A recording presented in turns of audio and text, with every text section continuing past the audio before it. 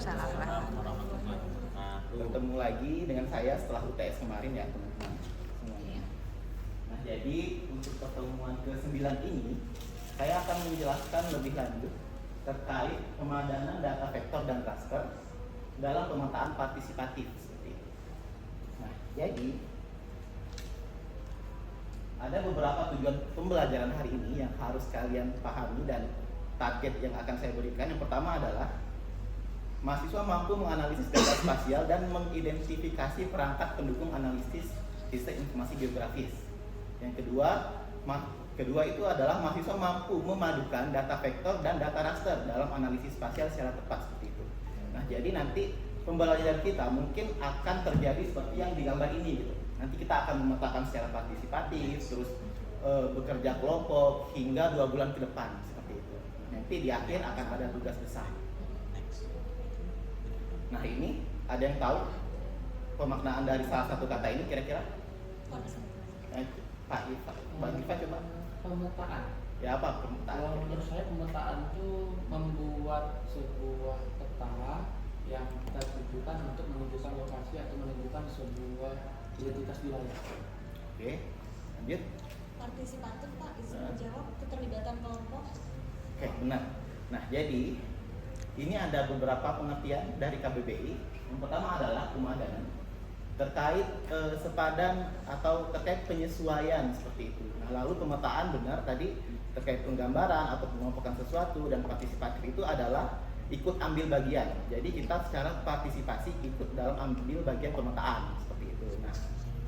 Nah ini saya akan menjelaskan, mengulas kembali terkait data vektor dan data raster. Nah jadi misalnya data vektor adalah data titik-titik ini nih, data titik-titik lokasi, lalu batas administrasi, batas desa, batas kecamatan seperti itu. Sedangkan data raster, nah itu bisa seperti data tersatelit atau elevasi ketinggian tanah seperti itu. Nah, jadi di sini kita akan belajar bagaimana mengemas agar suatu pemetaan partisipatif itu lebih efektif seperti itu.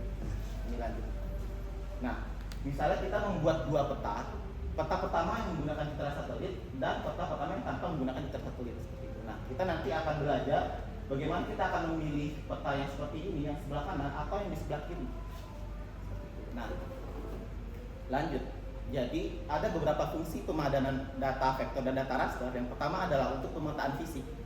Jadi pemetaan fisik itu kita menitik-nitik suatu lokasi seperti itu atau suatu tempat. Lalu ada pemetaan sosial.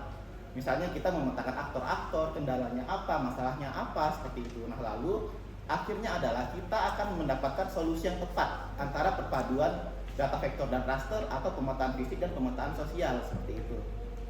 Nah ini contohnya mengapa pemetaan partisipatif itu menarik. Yang pertama adalah perpaduan memetakan data ini untuk mengkomunikasikan secara efektif seperti itu dalam berdiskusi, sehingga kita dapat menjangkau aktor dalam pemetaan menjadi lebih luas. Nah ini kegiatan yang telah saya pelajari dan telah saya lakukan seperti itu. Nah, lalu dengan adanya pemetaan seperti ini akan lebih menyenangkan karena penuh warna, terus diskusinya lebih hidup seperti itu.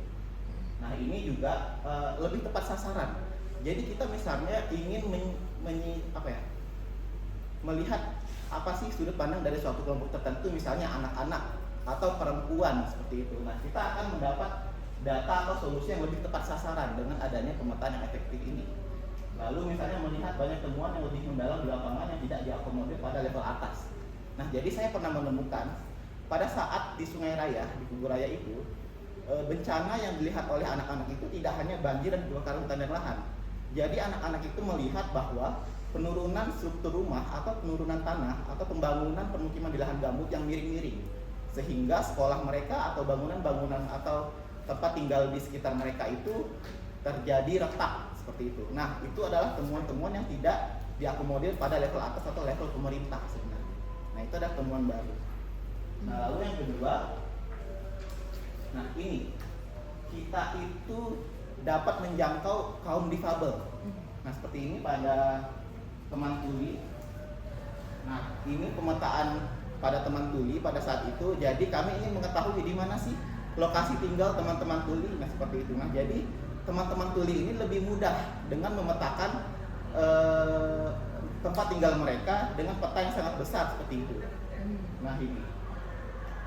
Nah, lalu juga pemetaan-pemetaan ini dilakukan misalnya pada warga beting.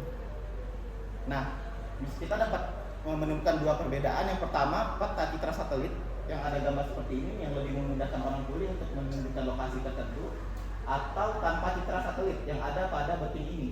Jadi ini adalah secara peta kosong yang ingin menunjukkan di mana sih lokasi-lokasi atau seberapa besar atau apa saja seperti itu permasalahan-permasalahan yang ada di beting. Ini adalah dua contoh penggunaan pemadanan data vektor dan data raster. Nah, kira-kira apakah pemadanan data vektor dan raster dalam pemetaan partisipatif ini efektif kira-kira? Efektif. Kenapa efektif? Karena lebih sesuai dengan tujuannya, Lebih tepat sasaran. Oke, lebih tepat sasaran. Ada lagi? Memudahkan banyak orang. Sangat memudahkan banyak orang. Lalu kira-kira bagaimana sejauh mana keterlibatan itu? Seperti yang dijelaskan tadi. Kan banyak orang tuh. Kira-kira banyak orangnya seperti apa? Kira-kira. Melibatkan berbagai latar belakang ya, background. Oke, benar, latar belakang. Maksudnya kapabilitas tadi. Iya.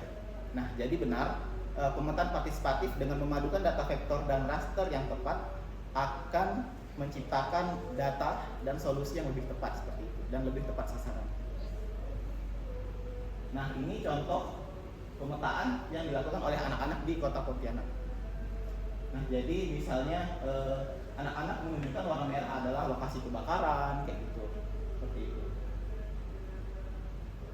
Nah, ini contoh analisis lebih lanjut yang nanti kalian mungkin akan kerjakan ya, teman-teman.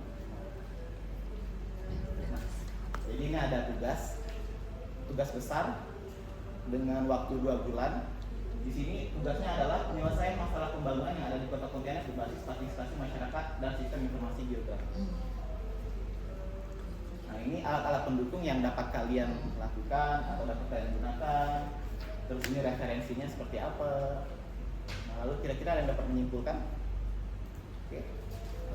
Dari yang sudah kita pelajari, ternyata memang memadankan data vektor dan data raster itu membuat peta yang saya bayangkan itu flat.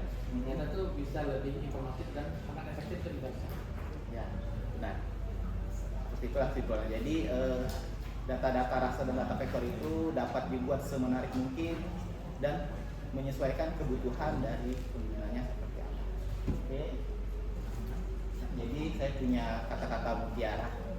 Bila kaum muda yang telah belajar di sekolah dan menganggap dirinya terlalu tinggi dan pintar untuk melebur dengan masyarakat yang bekerja dengan cangkul dan hanya memiliki cita-cita yang sederhana, maka lebih baik pendidikan itu tidak diberikan sama sekali.